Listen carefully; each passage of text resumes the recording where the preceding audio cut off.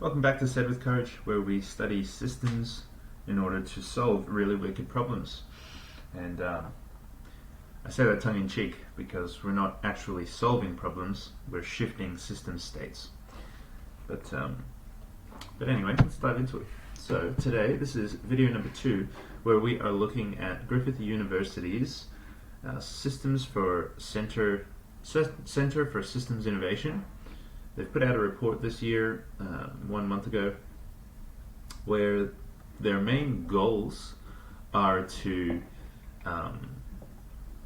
let's have a look here, increase awareness, understanding and appreciation of systems innovation in practice, and also inform the case for greater investment in systems innovation and strengthen ties between people and businesses. What does that even mean? You know, that's a lot there. That's a lot to take in that couple sentences. What that means is there's a way of thinking that's different to what we do standard out in the world when it comes to, you know, building the environment that we live in, creating incentives in order to get people to build homes, creating incentives in order to divvy up land and how we treat that land and how we treat the different purposes of things on that land, you know, whether it's commercial districts or whether it's real estate districts or whatever.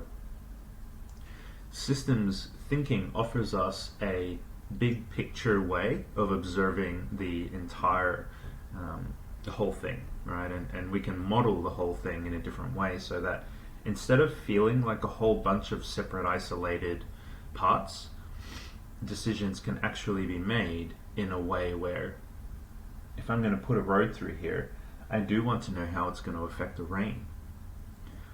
Because one of these roads might not make that much of a difference, but at some point, enough roads will make a big difference because they will represent areas where the water cannot seep down into the earth, right? Where it gets blocked and then channeled. And if we don't have a really smart approach for this, then maybe all the roads that we build wind up causing floods, right? Or maybe all of the roads that we build wind up blocking animal traffic, which might in turn further affect the environment, which might in turn further affect the vegetation and cause fires, you know. So it is really important to understand things in this complex way. And it's actually more like, I said that the wrong way. It's actually important to understand complex things in this simple way, because systems are a lot more simple than what we give them credit for. But our thinking just hasn't quite caught up as, you know, just everyone as a society. So, last time we stopped at page 19. Let's continue. This is a quote that we read right at the end of the last video. Such a beautiful quote. Systems are infinite. There's no finish line that can be crossed in days or even a few years. Maintaining healthy systems is an ongoing task. Damage can be done when we try to fix what needs to be healed or think we can solve that which is unsolvable. Rather, we must apply the appropriate approach to the type of problem being addressed.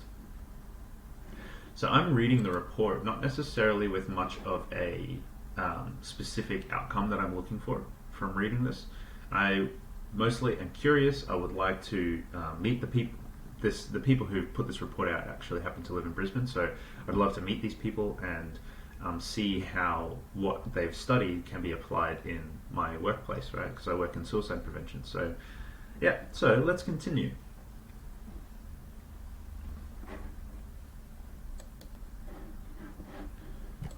So what you'll see on my screen is that I am unable to, oh, there we go.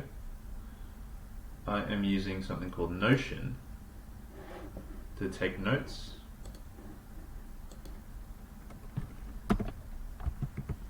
And I really like it because you get to do stuff like this. You can just easily snap photographs in there and make the text do cool things and all sorts of stuff. I think I might stick this underneath here actually.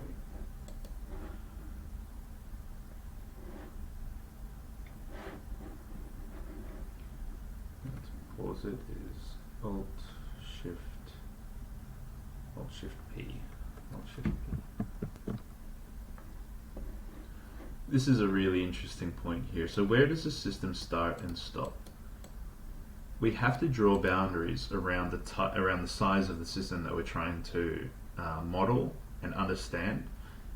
And the point that this paragraph is talking about is that it isn't just about drawing those boundaries around where the system starts and stops, because obviously, take for example, if you wanted to build a new road from one location to the next, you simply must draw a line in the sand and say that's no longer our problem, right? We can't study all of the microbiota in every inch of soil from here to 100 kilometers down the road. We just don't have the resources and we don't have the capacity to do something like that. Although it might be really important to do, that's not for us. That's not a problem for us. And we've got to draw these boundaries in all kinds of different ways: political ways, social ways, environmental, ecological ways.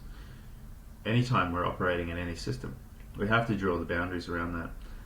But it's not just about drawing those boundaries and understanding where the systems interact across those boundaries and how those systems interact across those boundaries. It's also about nesting a smaller microcosm, a smaller version of the change that we're affecting on tiny levels. Change processes need to be attended to with a fractal integrity. A fractal integrity. Small dynamics reflect the nature of bigger dynamics. Right? So, say for example, you have a big hairy goal of creating some, what do you call them? Orphanages. And it's, a really big, important mission. You want to get these orphanages up off the ground.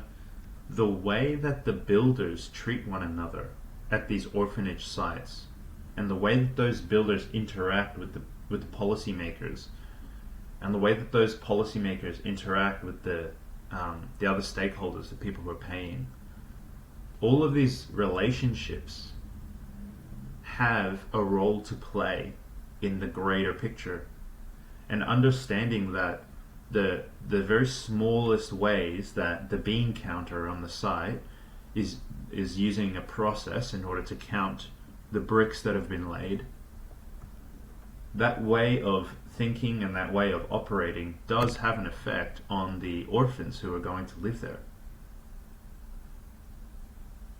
And this is where we can get into all kinds of tricky situations where, for example, the building that I'm living in the middle of the city has lots of issues.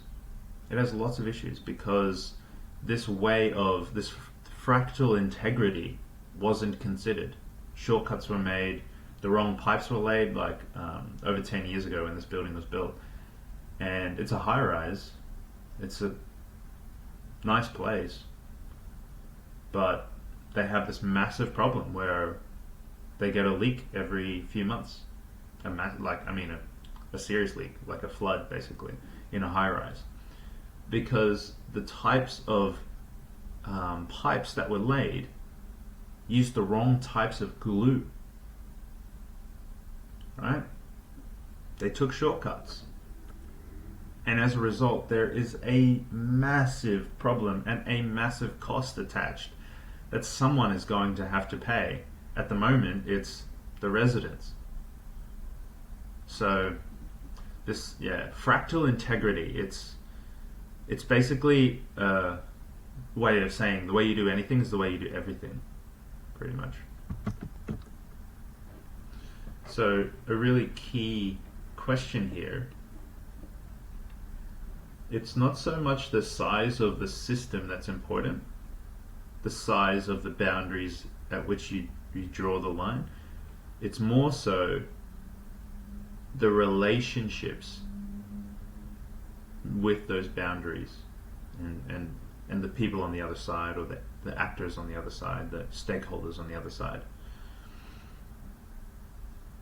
So take, for example, that road that we were talking about earlier.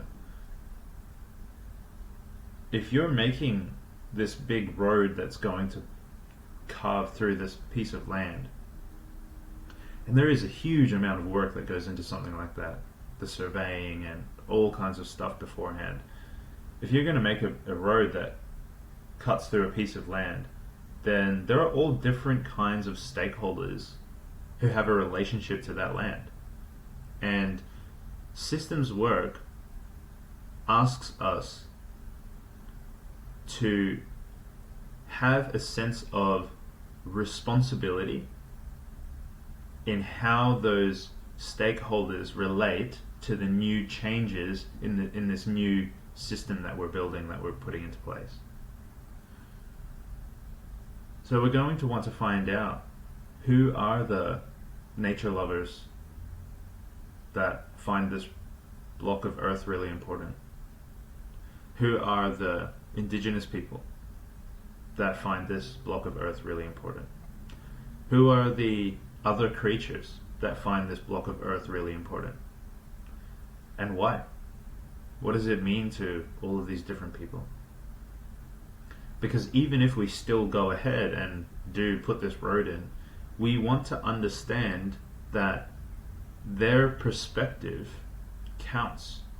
Their perspective, regardless of whether we choose to count it or not, they still have a relationship with this land. And how that relationship forms, the better that we can understand that we have a relationship with them, the better that we can create a harmonious system, as opposed to doing something which ends up causing, civil strife or civil disobedience or other reactions and responses that really, when you stand back and look at the entire picture, could have been avoided if only someone had taken the time to actually look through the system's lens and think about the relationships. It's a contingent, messy world, and systems innovation is the craft of intentional interconnection.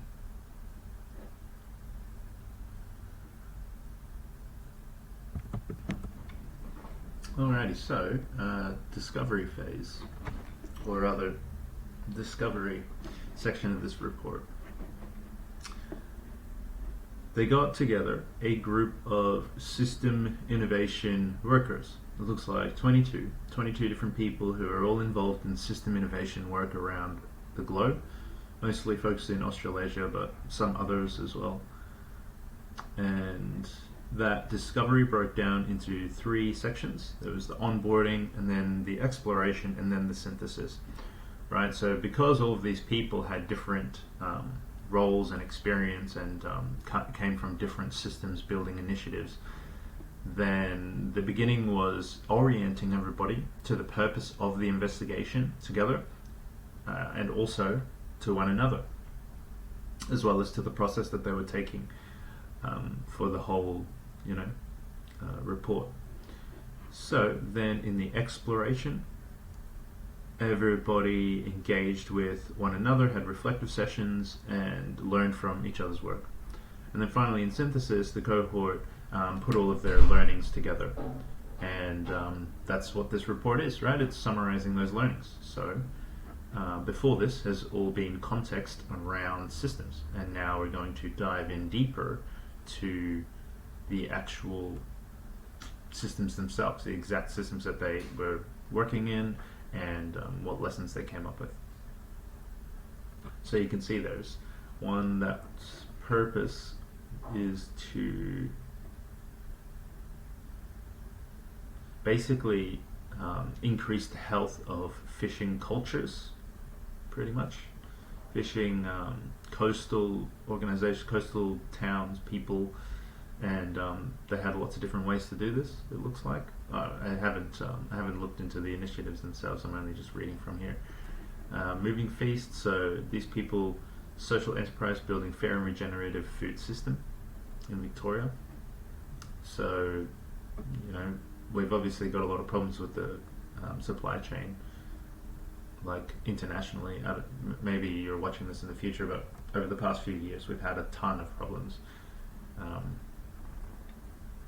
Suez Canal got blocked, and it was a big problem for a lot of third world countries, and Australia just happened to get lucky. Basically, we only had a few shortages, but it wouldn't be difficult to imagine a world where there are very serious shortages just because of supply chain problems. And Regen Network.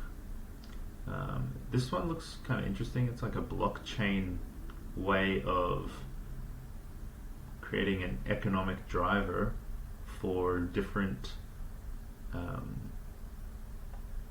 ecosystem assets, services, putting it all in a public proof of stake blockchain ledger to create like it's interesting ideas. Not sure if it's like buzzwords or if it's legit, but look into it later on. Missions Valencia. They want to turn the city into a climate positive, or at least climate neutral city by 2030. So that was their task. Regen Melbourne, to create a really coherent social ecosystem to enable people to thrive. So it's got a huge group of people, huge group of 160 organizations all involved in creating bold projects for a regenerative future. Participatory Canada. Communications, networks, resources, all basically to improve curiosity and creativity for how people live and work together in neighborhoods. And then the Southern Initiative was the last one. And this one looks more like about human, basically well-being, and making well-being just an easier focus for, is this in New Zealand? Yeah, this is in New Zealand, in Auckland. Significant and positive shifts in the current socio-economic conditions. So maybe trying to tackle poverty and other levers to drive social and economic transformation. Yeah. So those are the that's where the groups of people were from, and this is what they learned. So dive into it. So one thing to note is that this part here, we invite readers to engage with our synthesis as emergent learning rather than looking for definitive conclusions. This is really important. The way that we think about systems changes the way that we engage with them, and how we hold knowledge of the systems that we're operating in, again, changes the way that we engage with them. We want to maintain an open curiosity. We want to maintain a perspective of interrogating our assumptions. The longer that we go where we think that we understand the system, the more we increase the risk of actually limiting the system's capabilities, because our thinking imposes limits on it, stifling it, basically. So the what we learned section looks like it breaks into these three parts. Evolved attributes of system initiatives,